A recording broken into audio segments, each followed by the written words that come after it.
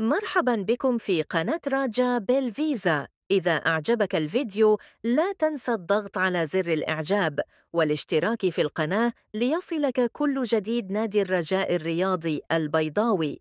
السلام عليكم. هذا فيديو جديد بخصوص قضية ديال الحسين الرحيمي. فيديو اللي اضطريت انني نديرو لانني سمعت معلومة صراحة ما يمكنش تكون عندنا جامعة ويكون عندنا موظف كيقولوا انه خبير وعليم في القانون ويدير بحال هذا الخطأ. معلومة اللي كتأكد بان شي حاجة ماشي هي هذه كاينة في هذا الدوسي هذا، ومعلومة اللي غالطة واللي على اساسها تعطى السيتي ولا بطاقة الخروج الدولية ديال الحسين الرحيمي. اولا قبل ما نتكلم على المعلومة كنبغي بعدا نشكر الناس ديال الاتحاد الاماراتي وبعض المسؤولين اللي وضحوا لنا من جهتهم، لان ما لقيناش المخاطبين ولا اللي غيعطيونا اشنو وقع داخل الجامعة. كانوا بعض الناس مشكورين تكلموا معنا في الاوف، ولكن شي واحد اللي يتكلم لنا على الاسباب الحقيقية علاش خرجات هاد السيتي وعلاش دار هاد الخطأ، فللاسف ما كاينش اللي يتكلم. المعلومه هي ان الاتحاد الاماراتي او العين الاماراتي من يطلب بطاقه الخروج ديال الحسين الرحيمي عن طريق الاتحاد الاماراتي فهو دار خطا كبير. دار بان العقد ديال الحسين الرحيمي غادي يسالي في 13 شهر 5 2025، 13/5/2025. وهذا الموظف المسؤول على بطاقة خروج اللاعبين الدولية عارف بخبرته وبتجربته يعني التسيير ديالو سنوات داخل الجامعة انه يستحيل يكون شي عقد ديال شي لاعب في المغرب كيسالي في هذا التاريخ. جميع العقود كتسالي اما بنهاية الموسم كتكون مكتوبة، اما على الاقل كتكون 30 جوان كتاريخ النهايه ديال العقود. الاتحاد الاماراتي والعين الاماراتي ما صيفطوا حتى شي ورقه حتى شي وثيقه، صيفطوا فقط هذا الطلب في هذا الخطا الكبير. ما صيفطوا تريبارتيت يعني عقد ثلاثي، ما صيفطوا وثيقه فسخ العقد ديال الحسين الرحيمي، ما صيفطوا العقد اللي دارت العين الاماراتي مع الحسين الرحيمي، لانهم عارفين بانهم دايرينه في الوقت اللي الحسين الرحيمي باقي عنده العقد، وبالتالي ما قدروش يصيفطوا حتى شي وثيقه تخص الحسين الرحيمي مع العين الاماراتي.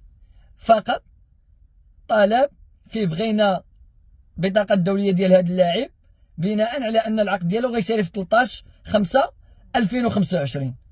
وبطبيعه الحال الموظف الجامعي بكل فرح وسرور صيفط البطاقه الدوليه ديال اللاعب وكانه لا يعلم شيئا على العقود ديال اللاعبين المغاربه، وكانه لا يعلم شيئا على ان دوري التميز هو دوري رسمي ومصادق عليه من طرف الجامعه الملكيه وفي ليستاتي ديالو بانه معترف به، وبان البطاقات الصفراء والحمراء كيتحسبوا في كاس العرش وفي الدوري الاحترافي. فواش حنا رخاصه لهذه الدرجه ولا واش حنا ساهلين لهذه الدرجه؟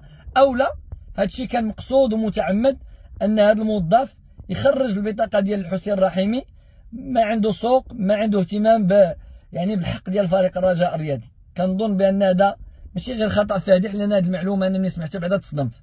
حتى عاطينك طلب غلط، طلب فيه معلومه غالطه ما يمكنش تبني عليه وتخرج السيتي. على الاقل يصيفطوا عقد، يصيفطوا شي وثيقه اللي كتثبت بان الحسين الرحيمي تعاقد مع العين الاماراتي، اولا بان الحسين الرحيمي ما بقاش لاعب ديال فريق الرجاء الرياضي.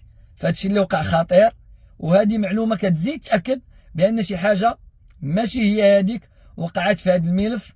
كيفاش خرجت لهذا، كيفاش هذا الموظف تجرأ وخدا هذا القرار.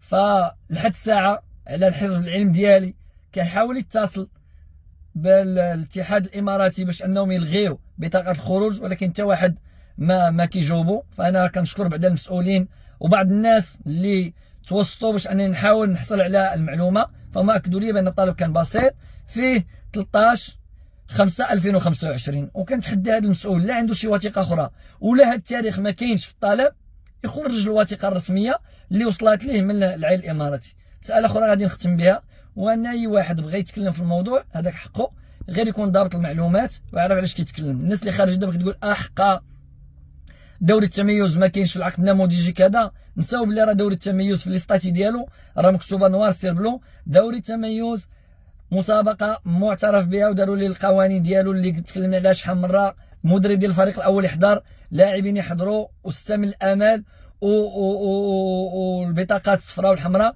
كيكونوا محسوبين فهادشي كامل. وكيخرجوا بعض الناس سامحهم الله ولا كيوضعوا نفسهم في واحد الموضع ديال انهم ما فاهمين حتى حاجه في القانون، وكيقول لك دوري التميز حقا ما كاينش في الوثيقه. انا ما كاينش في الوثيقه، ولكن كاين في مراسلات اخرين وكاين في القانون القرار اللي خدات الجامعه في الاجتماع بان راه دوري التميز دوري معترف به.